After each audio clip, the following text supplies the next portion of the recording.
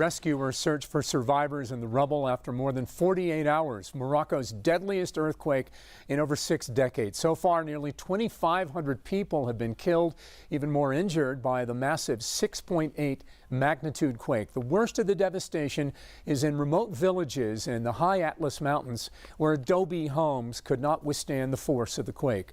Organizations here in Pittsburgh doing what they can to help the people impacted by the earthquake. The Brothers Brother Foundation and the Jewish Federation of Greater Pittsburgh both gathering and sending supplies to victims.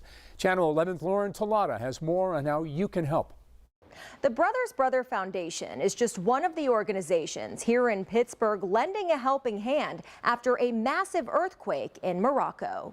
A call for action worldwide. We worry about all the people that are suffering. Friday's 6.8 magnitude earthquake that rocked Morocco was felt in many ways around the globe, including right here in Pittsburgh, with the Jewish Federation and Brothers Brother Foundation getting right to work. We have water and tarps.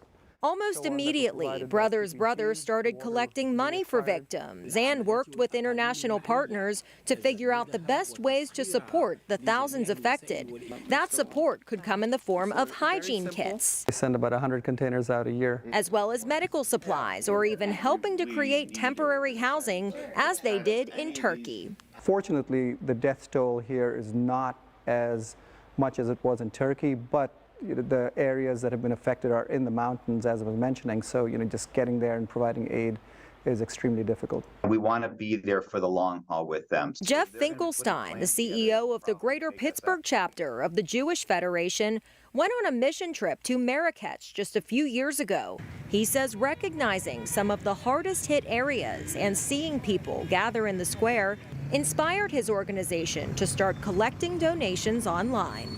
In 2018, we saw snake charmers and people selling all kinds of wares, and there was incredible activity going on there. And now it's a place where people have to sleep because their homes are either destroyed or they're just scared because of all of the aftershocks. What amazes me also is, sometimes we'll get really large donations, and sometimes we'll get a $5 bill or two $1 bills in envelopes that come to us. So that people are doing whatever it is that they can do. We've posted links on how to donate through Brothers Brother or the Jewish Federation over on the WPXI News app. In the North Side, Lauren Tallada, Channel 11 News.